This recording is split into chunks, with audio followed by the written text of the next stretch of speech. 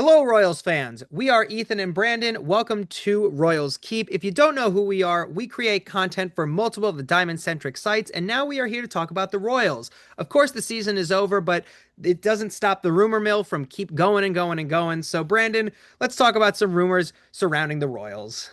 Yeah, it was obviously not the best season for Kansas City in 2025. Obviously, again, we kind of know the story at this point with them. Bobby Witt Jr. is one of the best players in baseball, Platinum Glove winner, 30-30 threat annually. Maikel Garcia had a breakout season. He was excellent at third base. And then that was kind of it in terms of offensive production for the team. It's really just sort of a lack of offensive firepower. Again, the pitching's great. Cole Ragans came back at the end of the year, looked really awesome.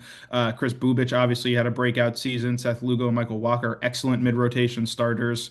There's a lot of talent. I mean, Carlos Estevez had a great year as the closer, 42 saves. There's a lot of talent on the pitching staff. It's just simply the matter of fact is that the Royals do not have the hitting to keep pace with. Even, the AL Central is a pretty weak division. But I mean, even, the likes of the Tigers and Guardians just simply have the offensive firepower to get past the Royals. So I'd say, the big thing, the rumors right now, obviously the Royals are not going to go out and sign someone like Pete Alonso, but they could be involved heavily in the trade market. I think, we've talked, on the Red Sox site, Talk Sox, maybe it's a matchup with them for one of their outfielders. They have Jaron Duran, they have Willie Abreu. They could trade Christian Campbell, who's a top prospect who can play in the outfield. There's a lot of options there for a potential matchup, but no matter what the Royals do, it simply has to be the goal. The goal has to be add offense to this lineup. Yeah, I absolutely agree with you. It's going to be a really tough kind of, off season for the Royals. I will say that, we somewhat held our own. We held the third seed slot for a little bit. We held our own against I'm not even going to mention the White Sox, but the Twins have had a very great past few seasons. So to get past the Twins is pretty great. And the Guardians and the Tigers really had a breakout year. So I will say with a few tweaks to the lineup, I think we could have a really great 2026 season. I completely agree with you that, our outfield is kind of where we're lacking. I'm curious also because in, you know, in our off season into 2026, it's always interesting every year to see who are the free agents. And I think this year, the free agent market is rife with great players. So I'm just curious, who do you think are a few people that we could get on the Royals? Yeah, again, obviously, Royals fans know they're not going to be playing in the deepest ends of the free agent waters, right? They're not going to be signing Kyle Tucker. They're not going to be signing Pete Alonso. But at the same time, you don't necessarily need to pursue, those guys. There's options. Again, the outfield is where, I like to focus on. Miguel Andujar, who's not a great defender, he's more of a DH, but he had a breakout second half with the Reds. He's had a lot of experience. Trent Grisham, I mean, you'd be paying for, a breakout season that maybe he can't repeat, but he's a solid center fielder. Ethan, you're a Royals fan. Cedric Mullins is available. He's an offensive, he's proven in the past to be a capable offensive threat. Guys like Max Kepler, Charlie Marte is a bit older, but again, it's going to simply be about, unless the Royals make a big trade, using some of that excellent pitching depth they have, it's going to require sort of piecing things in around the edges, to stay competitive in the AL Central. I mean, obviously, and again, the AL Central's, again, it's not a loaded division. The Guardians are a bit in flux right now. Their closer might never play baseball. He probably never will play baseball again. And obviously, the Tigers have talked about potentially trading Tarik Skubal. So, I mean, again, the path is open here for the Royals, who, made the playoffs last year. They beat the Orioles. I mean, the path is open here for, Kansas City to make a run at this division, especially with the White Sox and Twins rebuilding.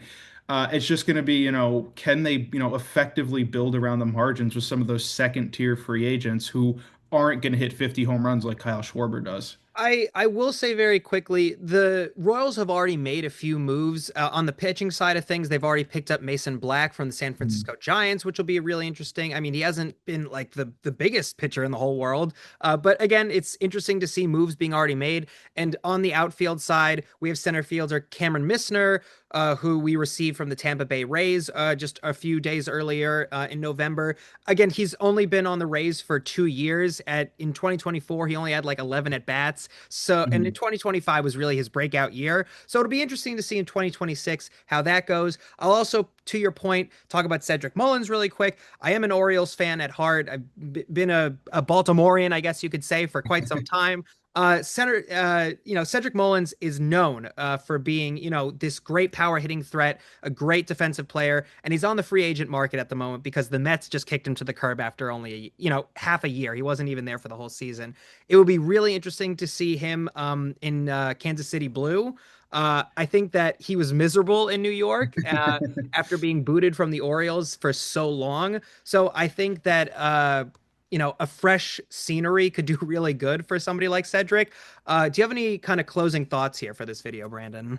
Yeah, I think it's again, the Royals are on the upswing right now. I mean, again, we talk about having a veteran pitching staff and needing more hitting, but again, this is a team that absolutely has the talent to compete, in 2026, and not just for a wild card spot or, even a division title, but to legitimately mount, some competition and a challenge to teams like the Yankees and the Blue Jays and the AL East and the Mariners and the AL West. I mean, again, Carter Jensen, obviously their top, catching prospect. Obviously, Salvador Perez is going to be the starting catcher, but Carter Jensen's an excellent hitter. He could add some offense.